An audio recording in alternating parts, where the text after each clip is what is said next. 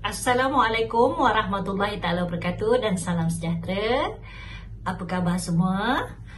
Kita bertemu lagi di channel YouTube Cikgu Ainun Semion dan kali ini kita akan menyambung lagi sesi pembelajaran kita dengan topik daripada bab 2 dengan tajuk Keanjalan Harga Permintaan.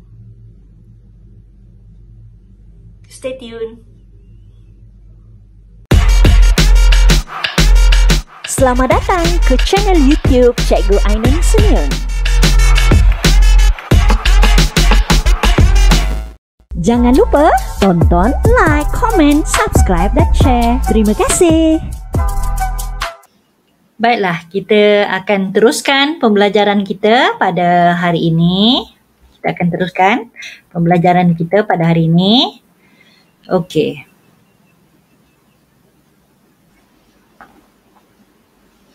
Baiklah. Selamat bertemu kembali semua. Okey, jadi bagi mereka yang belum mengenali diri cikgu bernama Ainun binti Semion, merupakan guru ekonomi yang kini bertugas di SMK Karak, Bentong, Pahang. Ya. Jadi untuk pembelajaran kita hari ini masih lagi di bab ekonomi tingkatan 4, iaitu di bawah bab 2 pasaran, di bawah standard kandungan 2.2 keanjalan harga dan standard pembelajaran keanjalan harga permintaan. Untuk standard pembelajaran kita ialah 2.2.1 menjelaskan konsep keanjalan harga permintaan dan membuat pengiraan mudah. Ya. Jadi jika kamu hendak merujuk buku teks, boleh buka di muka surat 88 hingga 91 ekonomi tingkatan 4. Buku teks ekonomi tingkatan 4. Baik, kita teruskan. Jadi bermakna hari ini kita hendak belajar tentang apa dia? Keanjalan harga permintaan, konsep keanjalan harga permintaan. Okey. Jadi bila disebut perkataan anjal, jadi mungkin terbayang pada kamu benda-benda yang elastik lah, elastik. Jadi selalu dikaitkan dengan getah, dengan lastik dan sebagainya. Sebab anjal ni merupakan satu situasi di mana kita boleh buat analogi dengan getah gelang ini, rubber band ini, di mana apabila kita tarik sikit, mungkin dia akan melompat banyak, maknanya pergi jauh, suatu getah itu. Ataupun boleh juga kita buat, kita lihat analogi menggunakan spring, di mana kita tekan sedikit spring, mungkin dia akan melompat banyak, jadi itu sedikit tentang perkataan itu sendiri, istilah anjal. Okey. Jadi apakah sebenarnya maksud keanjalan harga permintaan, atau dalam kita gunakan kependekan dia ED, ED. Okey, elastic of demand, elasticity of demand. Okey. Jadi kita tengok dahulu maksud keanjalan harga permintaan.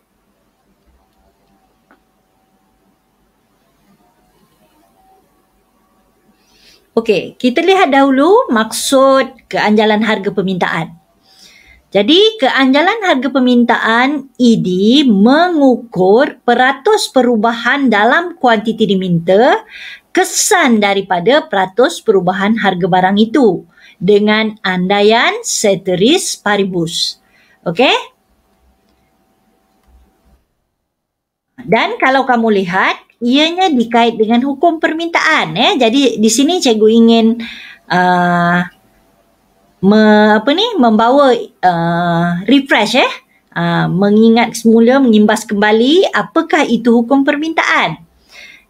Jadi hukum permintaan membawa maksud hukum permintaan menyatakan bahawa semakin tinggi harga suatu barang, semakin kurang kuantiti diminta terhadap barang tersebut, dan sebaliknya semakin rendah harga suatu barang, semakin banyak kuantiti diminta terhadapnya dengan andaian ceteris paribus. Okey, jadi kita sebut dah 2 kali dah ceteris paribus ya. Apakah itu pula ceteris paribus Andaian ceteris paribus bermaksud andaian hal atau faktor lain tidak berubah. Jadi bermakna kita hanya mengandaikan faktor yang berubah hanyalah faktor harga. Ya? Hanya faktor harga yang berubah. Faktor-faktor lain yang boleh menyebabkan perubahan permintaan adalah tetap. Iaitu tidak berubah. Okey. Dan kita lihat gambar-gambar dalam slide ini kalau kamu perhatikan. Jadi ianya memberi reaksi atau tindak balas berbeza terhadap perubahan harga. Jadi sebenarnya inilah perkara yang kita nak kaji ataupun yang kita buat dalam konsep keanjalan harga permintaan. Okey? Kerana setiap barangan dia memberi tindak balas yang berbeza dengan perubahan harga. Maknanya tindak balas perubahan kuantiti diminta berbeza mengikut jenis barangan. Okey.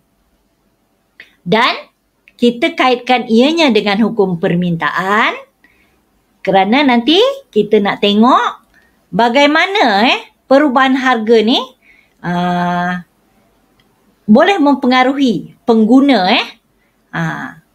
dalam meningkatkan atau mengurangkan kuantiti diminta. Maknanya kita nak tengok dia sama ada dia responsif, bermakna responsif ini sangat sensitif. Sedikit sahaja harga berubah, kuantiti diminta akan berubah banyak. Jadi itu responsif. Dan situasi satu lagi adalah keadaan kurang responsif. Dia tak berapa memberi tindak balas. Maknanya harga berubah sedikit atau banyak, kuantiti diminta akan berubah sedikit sahaja. Jadi kurang responsif bermakna dia kurang sensitif dengan perubahan harga. Okey. Jadi keanjalan harga permintaan sebagai satu pengukur tindak balas berapa banyak perubahan kuantiti diminta itu bertindak balas dengan perubahan harga yang berlaku. Dan untuk keanjalan harga permintaan mestilah sentiasa mengikut hukum permintaan, iaitu apabila harga meningkat, kuantiti diminta akan turun, dan sebaliknya apabila harga turun, kuantiti diminta pula akan meningkat. Okey.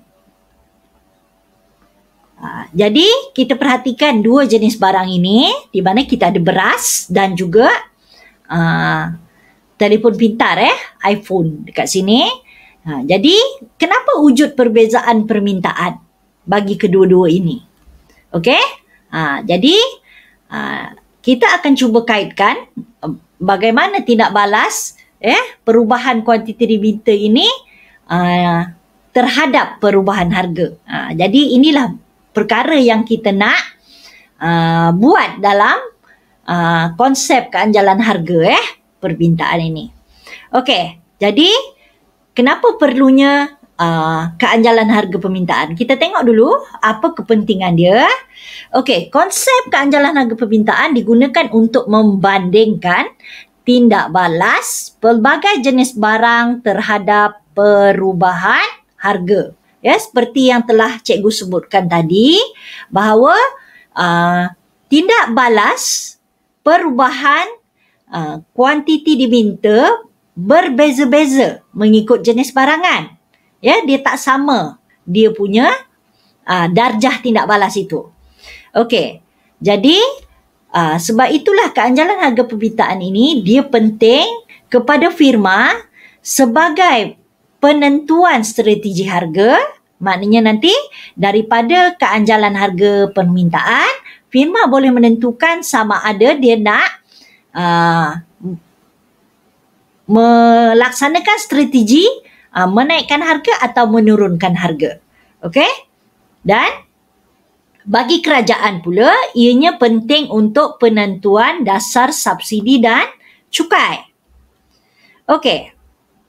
Jadi kita berbalik semula tadi, kita imbas balik. Maksud keanjalan harga permintaan ialah keanjalan harga permintaan ED mengukur peratus perubahan dalam kuantiti diminta kesan daripada peratus perubahan harga barang itu dengan andaian seteris paribus. Bermakna kita nak tahu sejauh mana perubahan harga mempengaruhi perubahan dalam kuantiti. Ya. Jadi tindak balas itu diukur dalam peratusan, ya. Okey. Jadi inilah rumus keanjalan harga permintaan yang digunakan, ya, di mana kamu perhatikan di sini keanjalan harga permintaan ialah peratus perubahan kuantiti diminta dibahagikan dengan peratus perubahan harga, ya. Jadi kalau secara ringkasnya ED sama dengan peratus. Segitiga ini bermaksud perubahan, ya. Di sini ada petunjuk semuanya, dan Q adalah merujuk kepada kuantiti diminta, manakala P merujuk kepada harga, ya. Ingat rumus, ya, dalam subjek ekonomi kita, bila kamu tulis panjang, okey, kita tulis dalam bahasa Melayu. Okey, tak apa. Tetapi kalau kamu nak gunakan ringkasan, pastikan semua ringkasan menggunakan simbol bahasa Inggeris. Okey, so kat sini peratus perubahan, kat sini Q merujuk kepada kuantiti, dalam bahasa Inggeris Q, kuantiti, dan P adalah harga, iaitu price. Okey. Baiklah, jadi rumus pengiraan keanjalan harga permintaan ditunjukkan semula di sini, dan jika secara detailnya, ya, ED sama dengan peratus perubahan kuantiti bahagi dengan peratus perubahan harga ini ditunjukkan di sini, ya. Jadi peratus perubahan kuantiti merupakan kuantiti baharu ditanda sebagai simbol Q1 ditolak dengan kuantiti asal QO bahagi dengan kuantiti asal QO darab 100. Manakala peratus perubahan harga ialah harga baharu, simbolnya P1 tolak dengan harga asal PO bahagi dengan harga asal PO darab 100. Ya. Macam inilah tadi, cikgu dah sebutkan tadi. Kalau kita nak ringkaskan lagi, dia boleh jadi macam ni, sebab peratus perubahan kuantiti diminta bahagi dengan peratus perubahan harga. Jadi kita boleh buat dalam persamaan matematik, dia akan jadi darab silang, jadi dipermudahkan sedemikian rupa. Okey, ataupun kita guna yang ni. Okey, tapi yang kerap kita guna yang ni lah, yang pertama ni. Okey. Jadi kita lihat dulu contoh pengiraan, ya. Okey. Okey, andaikan kamu diminta untuk hitung nilai keanjalan harga permintaan bagi beras apabila harga beras meningkat dari RM5 ke RM6 dan kuantiti diminta turun dari 20 kg ke 18 kg. Okey. Katalah kita diberi beras kat sini dan situasi dia lah harga meningkat. Bila harga meningkat, kuantiti diminta akan turun, kan? Jadi apa yang perlu kamu lakukan, ya, untuk soalan jenis pengiraan, untuk mengelakkan kamu silap, ya, buat pengiraan. Jadi cikgu nasihatkan untuk kamu sebelum buat pengiraan tu pastikan rumus kamu dah faham dan ingat. Okey, jadi untuk kita buat pengiraan, kita nak buat macam mana? Okey. Daripada maklumat yang diberikan, daripada maklumat stimulus soalan yang diberikan, kita keluarkan dahulu maklumat-maklumat yang penting. Okey, jadi kita perlukan apa? Harga asal, harga baru. Jadi kita tahu tadi dalam soalan kata harga meningkat. Jadi bermakna harga asal ialah RM5 dan harga baru ialah RM6. Dan kuantiti diminta turun, ya. Jadi bila dia turun, kuantiti asal mestilah lebih tinggi daripada kuantiti baru. Jadi 20 kg, yang asal kuantiti baru ialah 18 kg. Dan setelah kita keluarkan maklumat ini adalah lebih mudah untuk kita buat pengiraan dan kita boleh mengelakkan kesilapan, ya. Okey. Jadi kita buatkan pengiraannya. Jadi kita ada 3 langkah penting. Jadi langkah pertama ialah mengira peratus perubahan kuantiti diminta. Jadi seperti yang telah cikgu berikan tadi, kita nak kira peratus perubahan kuantiti, kita gunakan formula ini. Kuantiti baharu tolak kuantiti asal, bahagi kuantiti asal darab 100, dan bila kita dah keluarkan siap-siap kita punya nilai-nilai tadi daripada maklumat soalan, jadi kita tak perlu pening-pening dah, kita cuma rujuk semula tu. Mudah kan? Kita hanya nampak maklumat penting sahaja, jadi kuantiti ada kat sini. Jadi nasihat cikgu nanti bila kamu keluarkan, pastikan yang untuk harga kamu letakkan RM untuk mengelakkan kamu tertukar nombor ini. Ya. Jadi kita tahulah kuantiti ada kilogram kat sini. Jadi kuantiti baharu 18, kuantiti asal 20 kan. Jadi masukkan sahaja dalam rumus kita dan kiralah seperti biasa. So kita akan dapat 18 tolak 20 bahagi 20 darab 100 akan dapat negatif 10%. Okey. Jadi kita settle langkah yang pertama. Okey, sekarang kita pergi kepada langkah yang kedua. Kena buat apa pula? Okey. Langkah yang kedua kita perlu mengira peratus perubahan harga pula. Okey, jadi peratus perubahan harga seperti yang telah kita ketahui rumusnya, harga baharu P1 tolak dengan harga asal PO bahagi PO darab 100. Okey, jadi kita masukkan saja nilai-nilai yang telah kita keluarkan tadi. Itulah gunanya, mudah kan? Bila kita dah keluarkan, kita nampak jelas. Okey, jadi tak adalah kes kita tertukar-tukar yang baru dengan yang lama. So, RM6 tolak RM5 bahagi RM5 darab 100, kita dapat 20%. Okey, jadi kita dah settle langkah yang kedua. Jadi sekarang kita pergi kepada langkah ketiga, langkah yang seterusnya. Kena buat apa ya? Mengira keanjalan harga permintaan. Jadi setelah kita dapat nilai-nilai bagi peratus perubahan kuantiti dan peratus perubahan harga, kita masukkan sahaja. Okey, daripada langkah yang pertama tadi kita dapat negatif 10% bagi peratus perubahan kuantiti dan peratus perubahan harga kita dapat 20%. Jadi kita bahagikan sahaja, kita akan dapat negatif 0.5. Okey? Jadi maknanya ED kita sekarang ialah negatif 0.5. Okey? Tetapi untuk keanjalan harga permintaan, tanda negatif pada pekali keanjalan harga permintaan menunjukkan hubungan negatif antara harga dengan kuantiti diminta. Ya, itu adalah simbolik menunjukkan hubungan negatif antara harga dan kuantiti diminta. Jadi untuk kita punya nilai pekali keanjalan, kita hanya akan ambil apa? ED sama dengan 0.5. Okey? Maknanya apa? Kita abaikan tanda negatif. Kerana seperti yang cikgu dah sebutkan tadi, tanda negatif itu hanyalah simbolik menunjukkan hubungan negatif antara harga dan kuantiti diminta. Jadi kita tidak akan ambil dia sebagai nilai untuk pekali keanjalan. Kita hanya akan ambil nombor sahaja. Ya, so bermakna ED sama dengan 0.5 dan apakah yang dimaksudkan dengan nilai pekali keanjalan ini sama dengan 0.5. Okey, itu tadi yang kita punya nilai-nilai tadi sebelum kita kira. Okey, sekarang kita tengok, fahamkan dulu apa maksud dia.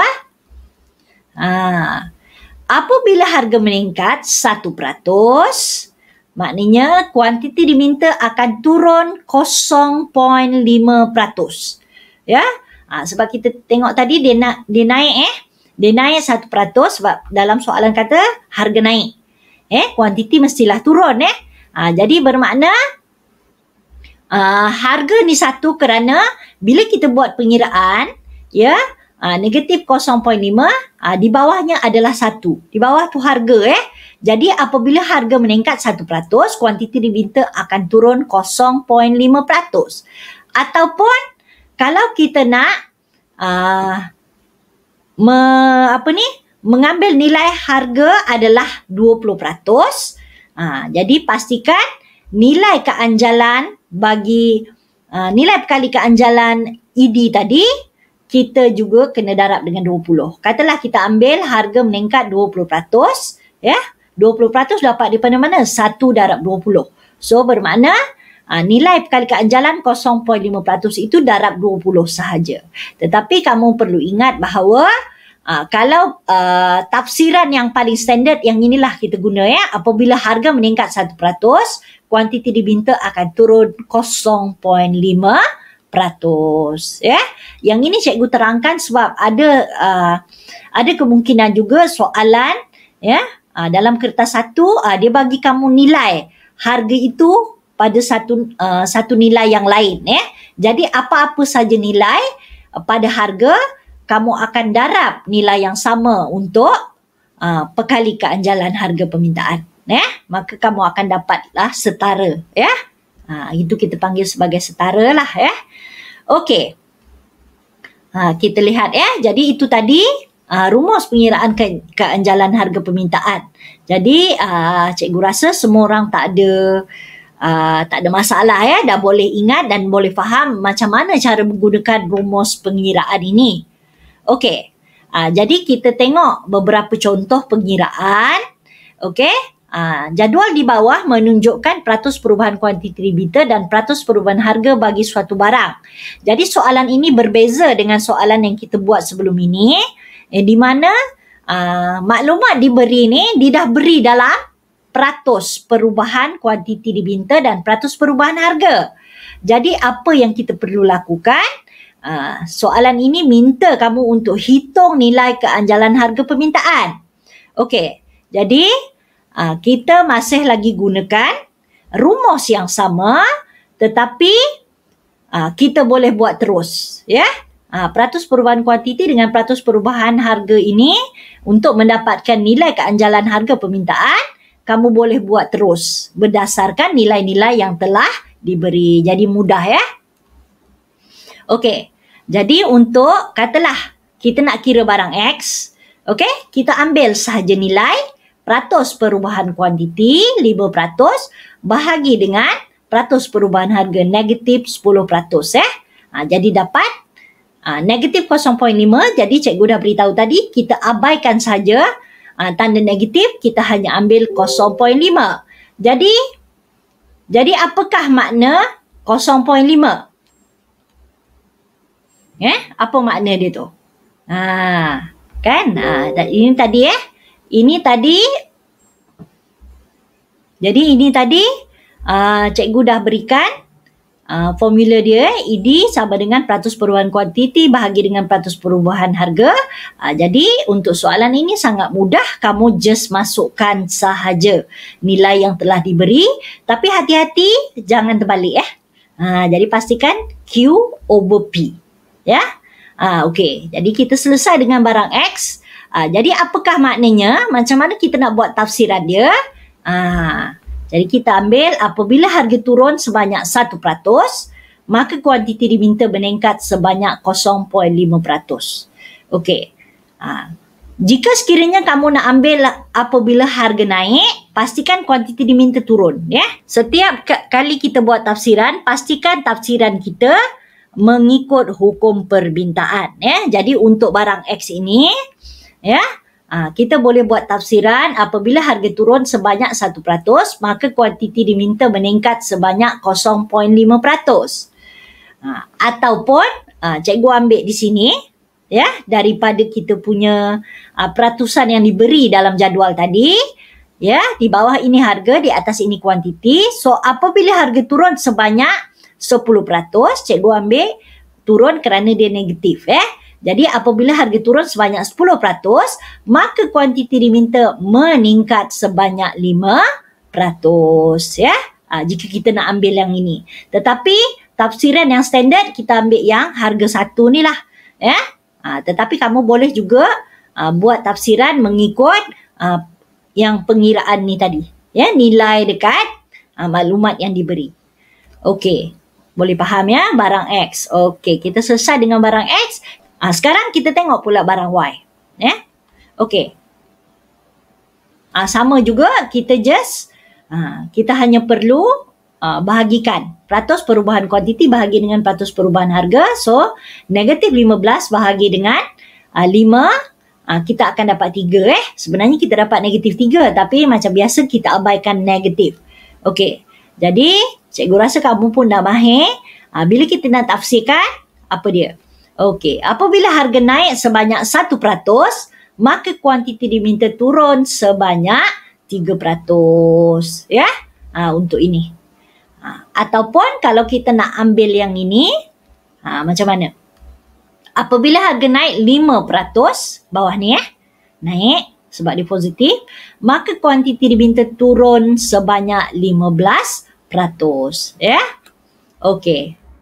So tadi kita dah mengetahui apakah maksud keanjalan harga permintaan, di mana keanjalan harga permintaan adalah mengukur peratus perubahan dalam kuantiti diminta, kesan daripada peratus perubahan harga barang itu dengan andaian seteris paribus. Ya. Dan kita telah pun berkenalan dengan rumus dan membuat pengiraan. Bagaimana membuat pengiraan keanjalan harga permintaan. Okey, jadi pekali keanjalan harga permintaan ini merupakan nisbah peratus perubahan kuantiti diminta bagi sesuatu barang kepada peratus perubahan harga barang itu. Ya, jadi itulah tadi yang kita telah buat pengiraan. Contoh pengiraan di mana setiap kali kita mengira pekali keanjalan harga permintaan, kita akan dapat nilai negatif. Jadi negatif itu adalah simbolik kepada hubungan antara harga dan kuantiti minta adalah negatif. Jadi apabila kita mengambil nilai untuk pekali keanjalan harga, kita abaikan negatif. Kita hanya ambil angka itu sahaja. Okey? Ini satu lagi contoh dekat sini. Jadi ini adalah pengiraan yang panjang sikit, di mana kamu perlu mendapatkan perlu mengenal pasti harga baru, harga asal, kuantiti baru dan kuantiti asal. Jadi cikgu berikan contoh di sini macam biasa. Jadi kita bermula dengan kuantiti, so bermakna yang ini telah diberikan dalam soalan. Jadual 1 menunjukkan kenaikan harga kemeja. Kenaikan harga kemeja maknanya RM20 adalah harga asal dan harga baru ialah RM40, manakala kuantiti diminta, kuantiti yang asal adalah 5 dan kuantiti baru adalah 4. Jadi kita buat pengiraan macam biasa dan akhirnya dapat 0.2. Dapat negatif 0.2, tetapi kita ambil ED itu adalah 0.2. Dan kita tadi telah belajar mengira. Kemudian kita juga perlu tahu bagaimana untuk membuat tafsiran nilai keanjalan tersebut. Jadi nilai keanjalan 0.2, tafsirannya ialah apabila harga meningkat 1%, kuantiti diminta akan turun 0.2%. Ya. Jadi, alhamdulillah kita telah selesai dengan subtopik ini. Cikgu ucapkan terima kasih kepada semua yang sudi menonton video ini, dan jika video ini bermanfaat, jangan lupa untuk like, share lagi kepada kawan-kawan lain, dan kepada yang belum subscribe channel Cikgu Ainun Semion. Okey, segala yang baik itu datang daripada Allah dan segala kekurangan datang daripada cikgu sendiri. Jadi sehingga kita bertemu lagi. Assalamualaikum. Jaga diri, hiasi peribadi. Bye-bye.